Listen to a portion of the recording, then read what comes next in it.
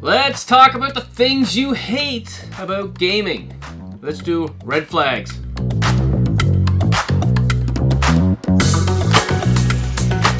I'm Scott. I'm Jen. Retro Rivals. And we're going to talk about all the things that tick us off in gaming.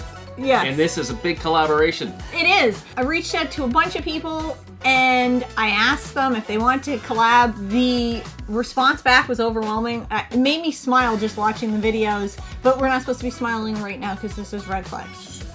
It's angry!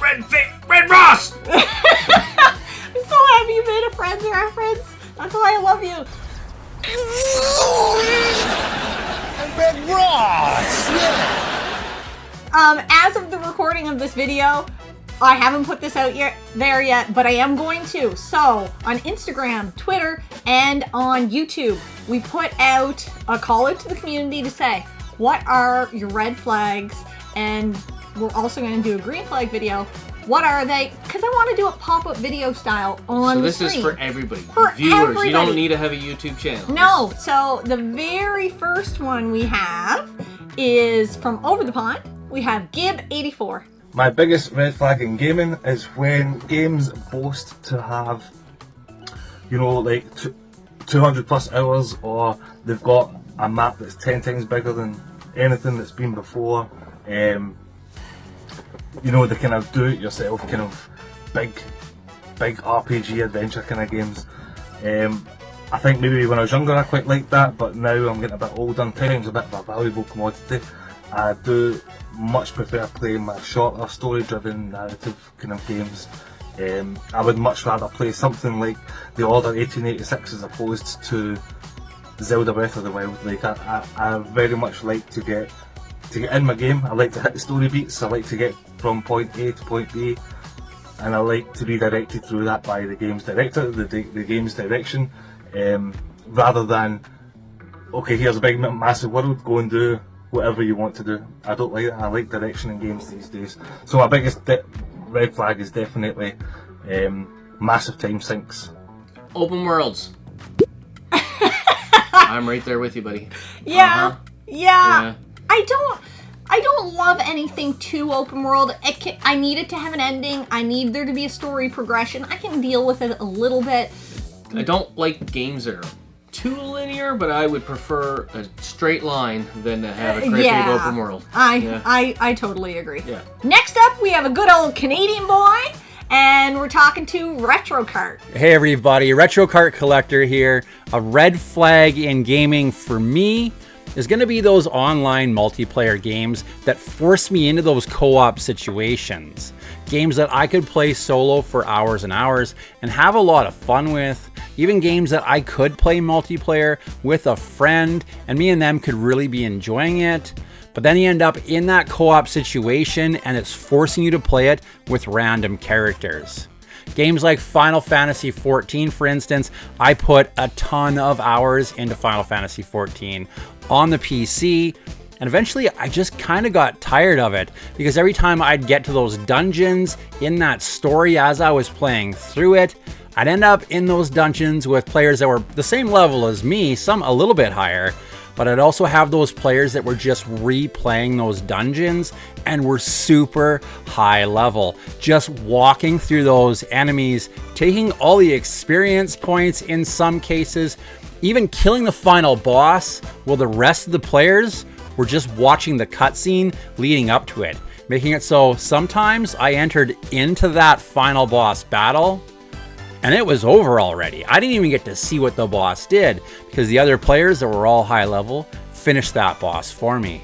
Even Grand Theft Auto Online, I see it in that you can randomly join these different missions.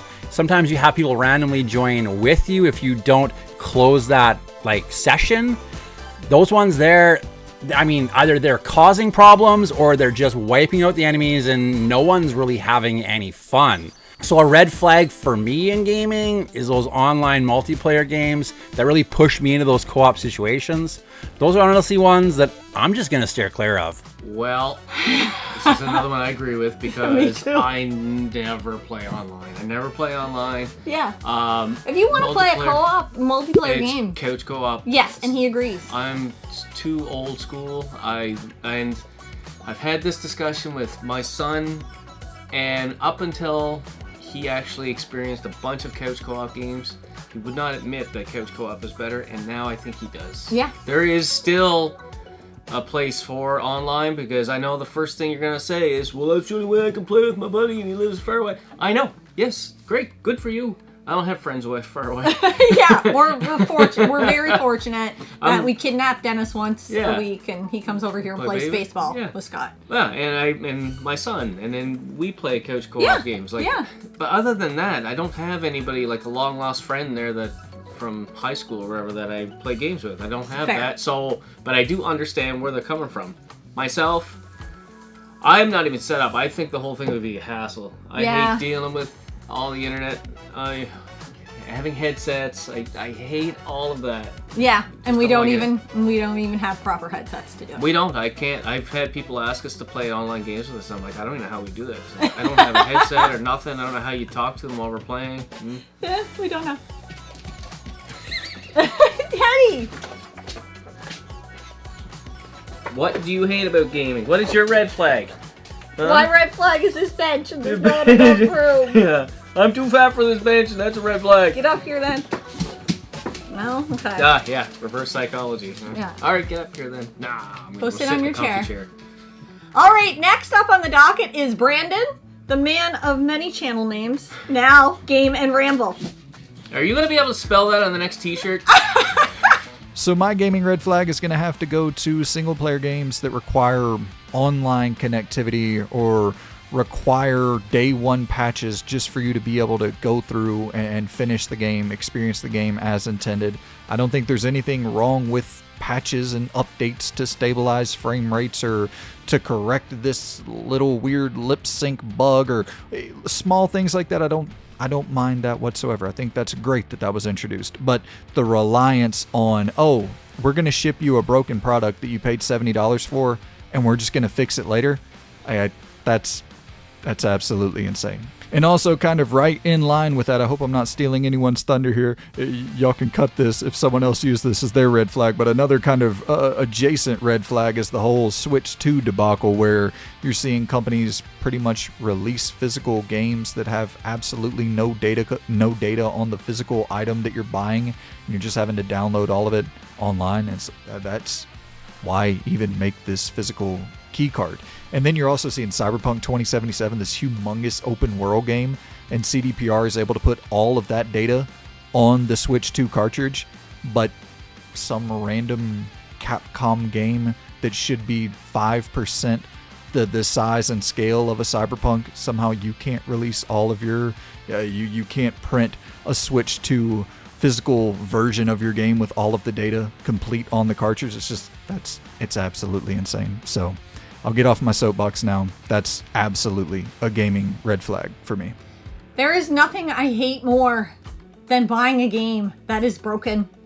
And especially for people that don't live in areas where internet access is readily available or it's easy and just simple. Like even for myself, I was downloading a game the other day and I didn't have the Ethernet cable hooked up. It took forever. So that's even outside of having to patch and it not being complete on day one. I can't. It's just frustrating. Don't make us your testers.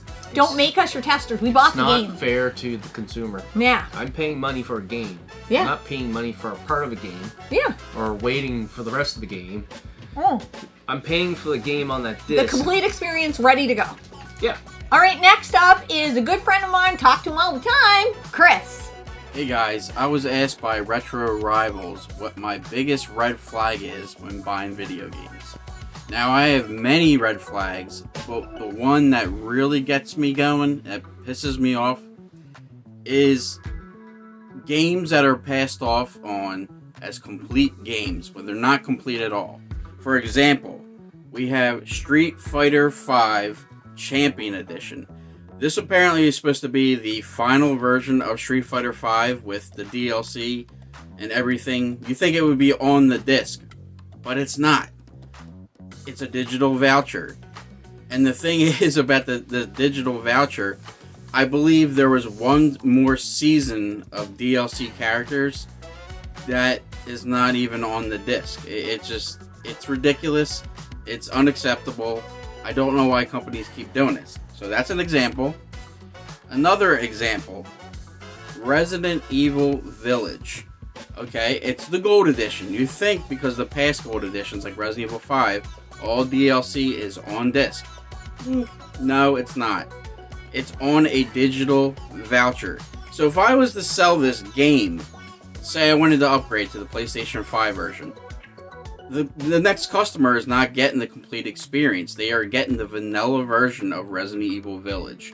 And they can't use the digital voucher because I used it. So it's one and done. So that's a shame. But we have games that do come out that are complete versions. And one of the examples is The Witcher 3. All the DLC, all the free DLC, all 16 DLCs are on the disc. I checked this. I have yet to play this, but I checked that all DLC is on disc.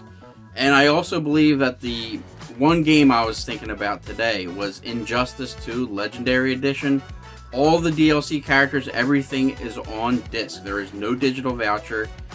I wish companies would do this because it kind of gives me like anxiety about buying games because I never know if it's going to be a digital voucher. So I watch a lot of YouTube unboxing videos now, and that is my massive red flag. Games that are being passed off as complete versions when it's the vanilla version of the game and it's all digital, digital vouchers with the DLC. That bothers me.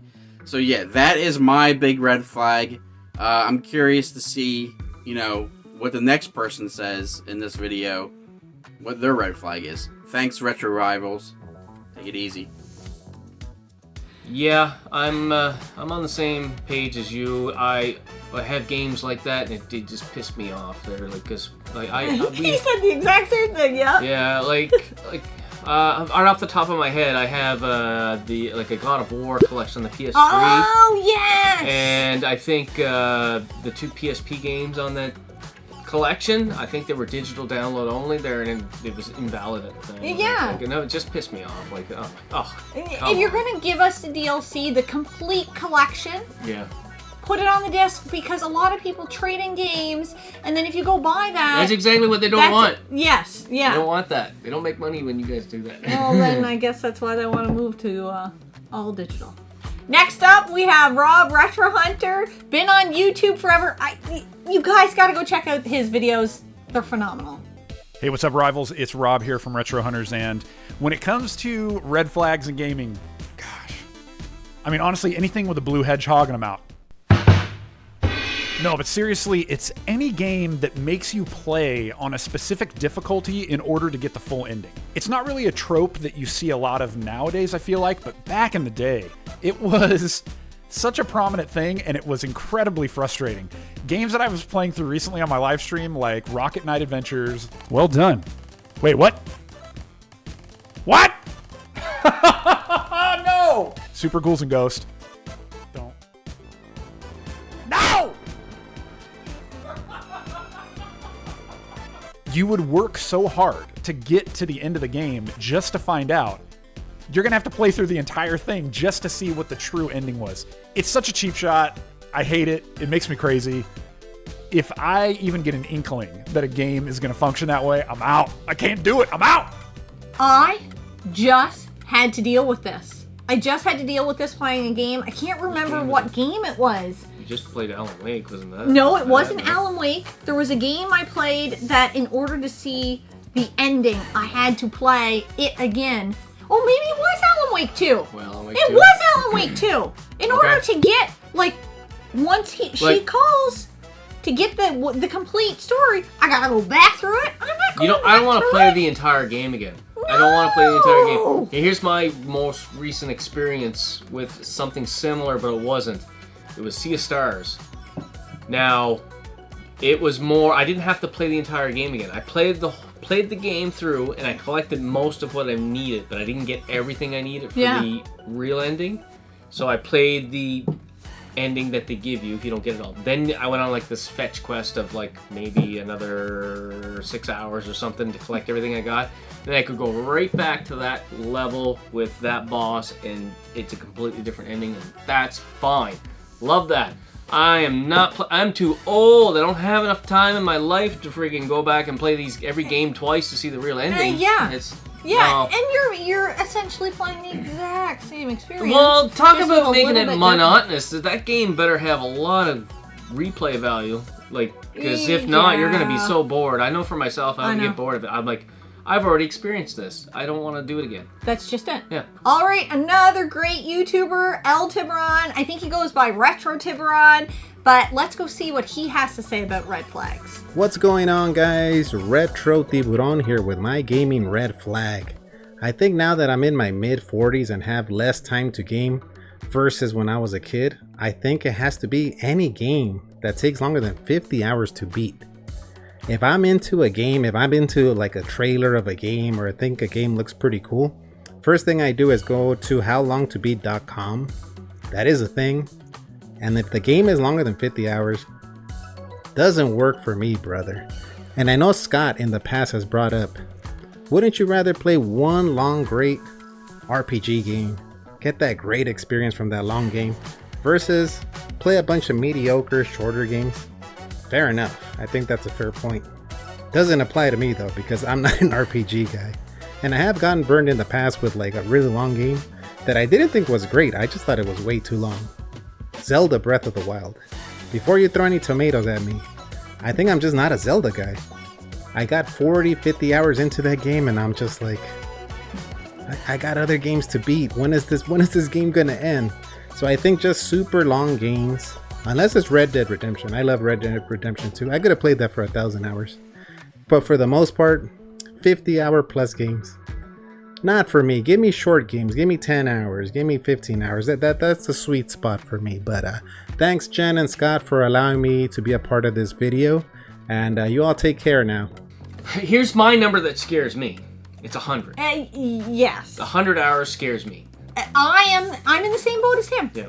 Over 50 starts to scare me. Although I've had those experiences, Yeah. I've played many of those games, and I go, yep, it needed to be that long. They used to scare me. They used to. I was Yeah. like 50, 60, 70 hours. I can't do that. But now every game that I absolutely fall in love with art, because I'm an RPG guy now. Yeah.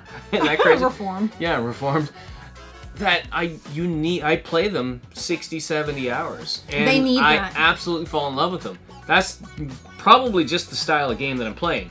Now, if it was just an open world and I had to play it like for 50 hours just to do it, like I don't think I would love that. But the way I play those RPGs, Yes. yeah. What I will say is I have opened my mind up. I completely understand why it's a red flag. I absolutely understand. But I have opened my mind up to the idea that if I play that, then I'm going to play a junk food game and I'm going to play a smaller experience to kind of level it out.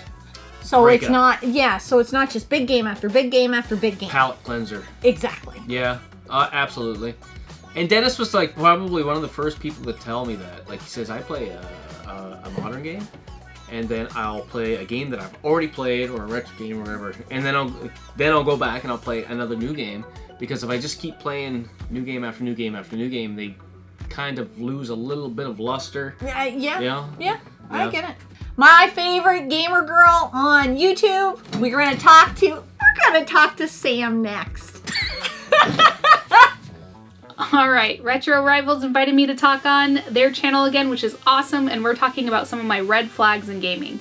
So I think one of the very first ones that kind of jump out at me, and it's something that is a deal breaker for me, is games that do not have an end to them. I'm talking about games like Genshin Impact, where they basically want you to spend money on microtransactions and basically do the same rinse and repeat, like different versions of the different quests that you can do. I like games that have an end to them. I want to know that there's an end, because although I want a game that I love to last forever, secretly I really don't. I have a backlog, I want to get through it, I want to experience different titles and different stories, and if I like it enough, I'll make a return to it in the future. But a big red flag is a game that does not have an end. I don't really like online competitive gaming for that very reason. I do not play Fortnite. I played Rocket League. I think that would be one of the ones I've probably put the most time into, but that's just because it's nice, like mind-numbing fun. But even that I couldn't commit to, because ultimately you're putting a bunch of time into a game and getting, like, what I feel, not very much in return. Now I understand they're probably a lot of fun doing like co-op, but for me, deal breaker, red flag. I think it would be really easy to stab at Ubisoft, which is, if you watch my channel at all, you know that I love crapping on them for their statements about people getting used to not owning their games, or that we never owned our games. And I know those are not exact quotes, but I would say another red flag, not going along that, but kind of in the same neighborhood, is physical games where the entire game is not on the disc. This is something that has been bothersome, more so for me recently, and when you buy a game, there's not a lot of guarantee that the entire game is on there. Sometimes you have like a day one patch that is the majority of the game. And this has been going on since like the PS3 era, as far as I know, and it drives me nuts because I can't play all of my games when I buy them. Sometimes I buy them secondhand, and you know, that's like not a very serious problem to have, but it really sucks that I can buy physical media and it be basically useless. Like, I have The Crew on Xbox 360. That thing is worth absolutely nothing. They shut down the servers, and that kind of goes back to my games that do not end. I didn't even know what that was, but the fact that physical games can exist and not have the entirety of the game on it is absurd to me. Why sell the disc at all then? Like, it's almost misleading in a way, and honestly, I know that we're supposed to do our own research. It just drives me nuts. Red flags all around. Like having Canadian friends. Thank you guys so much for inviting me for red flags. I could probably think of a million more, but those are some of the shorter answers I have for you. Thank you guys so much for inviting me, and let me know in the comments down below, everybody, what your red flags are, because I'm sure we have a lot of them. Games with no ending? Games with no ending. I can't do that. I don't want to play the same game over and over and over and over and over again. Every game that I think of that is just a game with no ending, I guess, I have zero interest in them at all. Like, well, it's the same reason we quit, what do you call it there? Helldivers. Helldivers. Helldivers. Because we were making no progress because you had to be online. Yeah. And it felt like there was no ending, and we're like, it took the wind out of our sails. Oh my god, we're doing this for nothing. Alex came down and, like, you know, basically shot my dog there. It was like, everybody just was like, oh.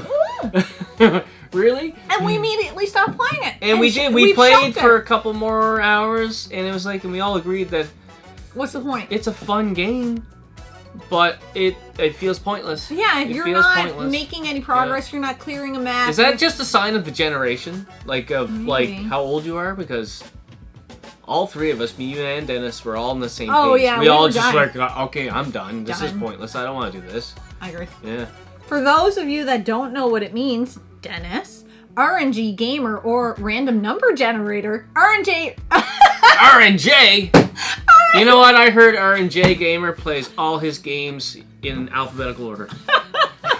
RNG Gamer is next. Hey guys, I'm RNG Gamer. I play all my games randomly, and thank you so much, Scott and Jen, and I guess Dennis, for having me in the video. My biggest gaming red flag is any game that is described as survival, where that word isn't immediately followed by the word horror.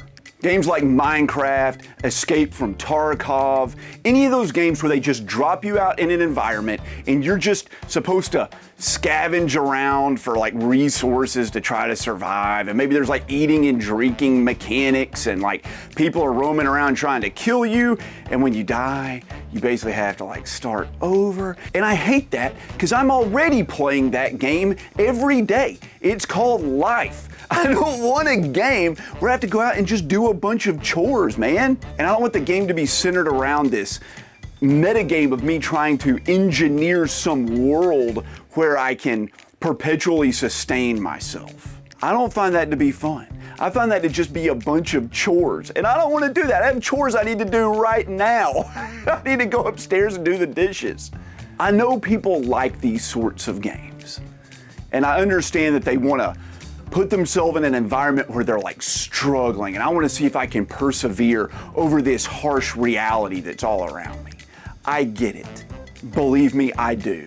But for me, that is a red flag, a huge red flag. Because as soon as I see that, I know the game is asking me to struggle. And I don't always want to struggle. And I don't want to play a game where the sole purpose of it is to just struggle, not to succeed, but just to survive. Dude, I totally agree. Yeah. Oh my god. I've got some guys at work that they try and talk to me about games like this, and I could not give them more of a, I don't give a Yeah, you're like, poop. go away. I'm just like, dude, I don't want, I just want to explore. I don't want to do that. Oh, this game, I have to like build a fire and stay alive, and I have to eat. I'm like, why are you playing this game? Yeah. I'm like, this doesn't sound fun. We've evolved past that. This doesn't We have sound fun. indoor fire now. We just control it by the thermostat. We don't have to build one. We don't have to scavenge for our food. It's in the fridge. So why would we do that? I totally agree. I totally agree. Maybe these people need to go camping once in a while. Yeah. I don't know. Yeah, I'm 100%. I agree with RNG Gamer. On Whatever, this one, whoever that guy is. Whatever alphabetical game he's playing right now. Yeah, I don't know if I've ever even played one of those games because they absolutely don't interest me at all. Don't you have one here that's called like Don't Starve or some BS like that? Yes, but I played that with Alex. Oh my god, I was like, why did you get that? I don't know. Anyway. 'Cause I love my son. We're not even gonna have words for this next guy. We're just gonna do this. What are the games? What's up, Wave Riders? Thanks, Scott and Jen, for having me on. Today, we are talking about red flags in gaming. Yeah, it's not a flag, I just really wanted to use my lightsaber. But it's time to get serious. There's one red flag I really have to bring up. And that's when developers overpromise in their marketing. The moment the marketing for the game says anything like, you're gonna be able to do whatever you want in this game, I'm out. I'm not gonna try that game for the next 3 to 5 years until everyone figures out what you can actually do in the game. And this all stems from Fable. You see, when Fable was coming out, I was working at GameStop, and they sent us a paragraph to read that said you could do whatever you wanted in the game, and all these really cool items it was gonna have. Well, the game finally came out, and 60% of those things never made it to the game. And then of course we have No Man's Sky and Cyberpunk 2077, both games that promise so much, and day one were full of glitches and failures. If you want a surefire way to get me to not play your game, just tell me I can do whatever I want in your game. I gotta change the color of this room before my neighbors think I open a brothel. Can you think of one right off the top of your head that has overpromised, under-delivered? No, probably because I haven't bought them. Like, we don't buy a lot of day one games. We've gotten a little bit more frivolous on that. We've had to. We've had to because of the same reason. But yes, but also, I don't want to buy a game that's a broken experience, or that they're like, hey, listen, you're going to be able to do all this, and this, and then all I can do is like just a tiny bit of what you promised. I get it.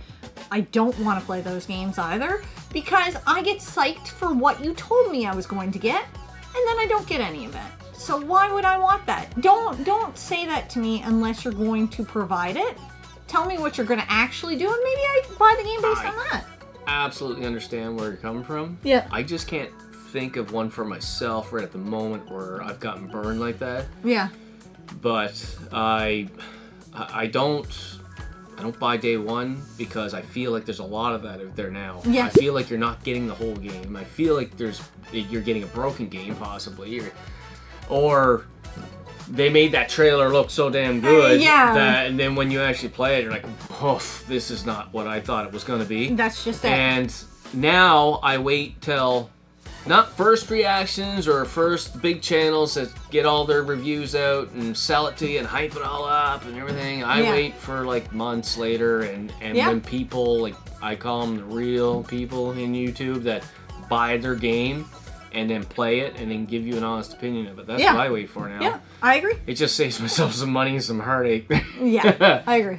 And we left the best to last because I think Scott will really enjoy arguing about this one. We have Captain Algebra next.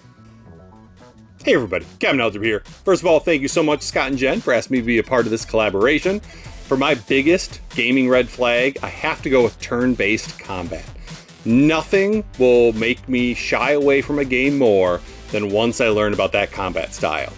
I just feel like it slows a game down so much, and I don't like the fact that I just have to sit there and take the hits and there's nothing I can do about it. You know, I want a more action-oriented game. I want a game where I can dodge or roll out of the way or do something to prevent myself from getting hit instead of just sitting there and taking it.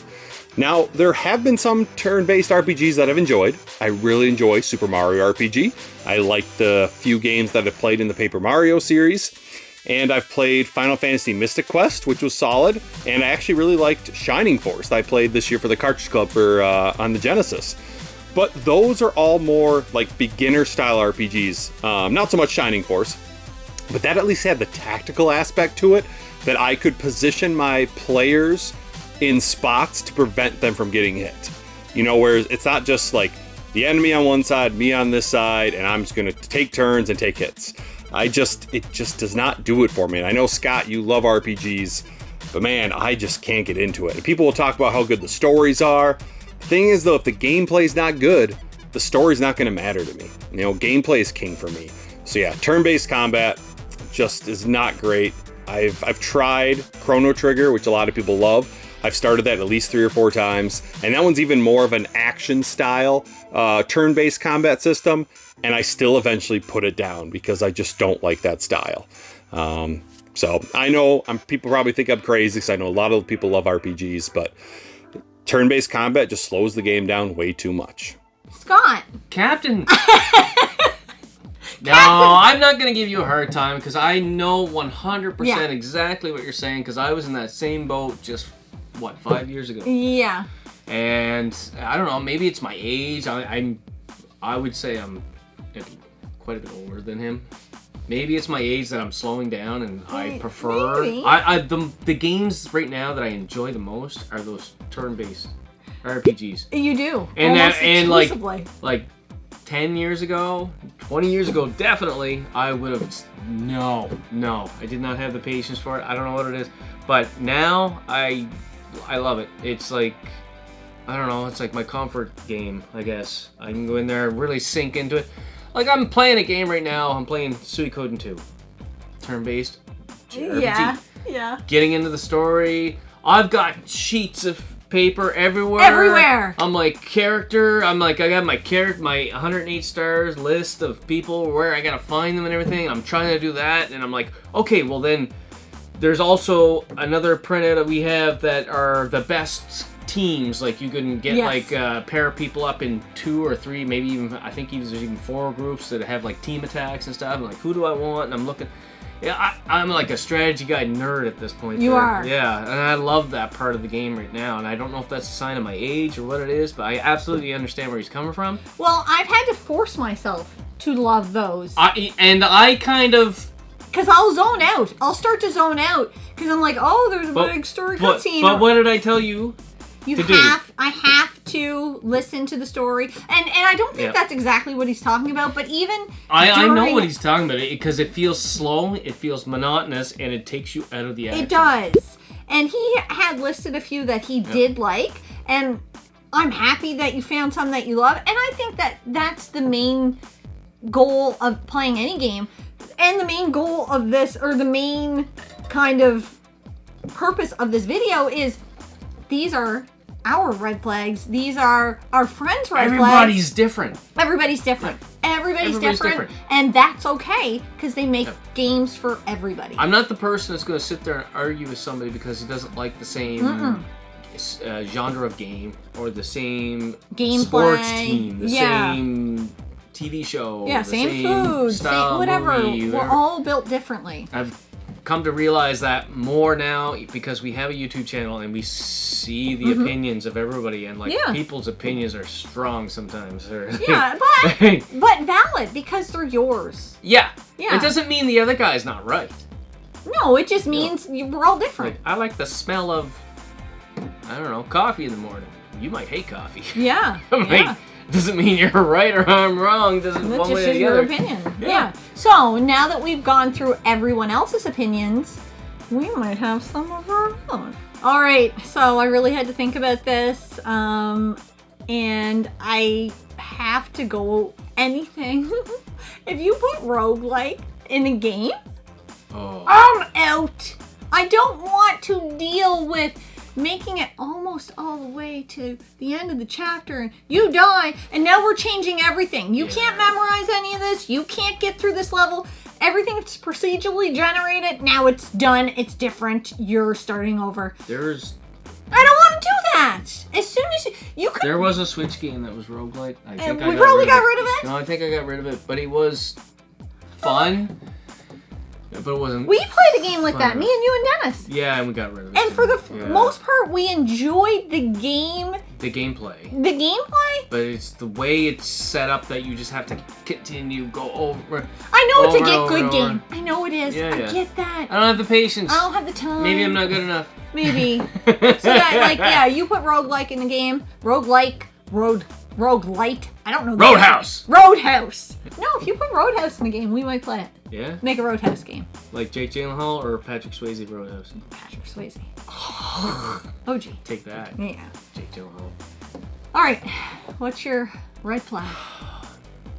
Like, see, I have a hard So time. many. Yeah, I'm so old and grumpy, but I agreed with pretty much everybody on that list, or I see where they're coming from. Yeah. I understand because at some point I was there.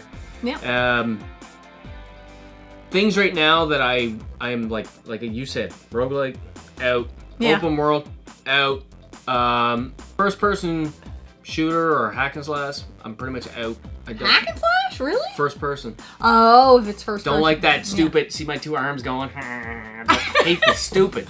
Hate it. I have played a few games all the way through and enjoyed them, especially first person shooters. Played with Alex and stuff. Yeah.